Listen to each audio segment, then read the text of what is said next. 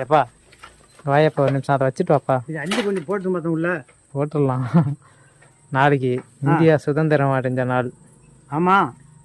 நம்ம என்னதான் இந்தியான்னு பெருமையாக சொன்னாலும் அதுக்கெல்லாம் வேற எங்கேயாவது வெளிநாட்டில் பிறந்திருக்கலாம் மாட்டு இந்த நாட்டில் ஏன்டா பிறந்தோன்னு தோணுது. ஏன் சந்தோஷமா இருந்திருக்கலாம் வேற எங்கேயாவது பிறந்திருந்தா ஜாலியாக. இப்போ இங்கே ஒன்றும் சந்தோஷம் இல்லையா உனக்கு?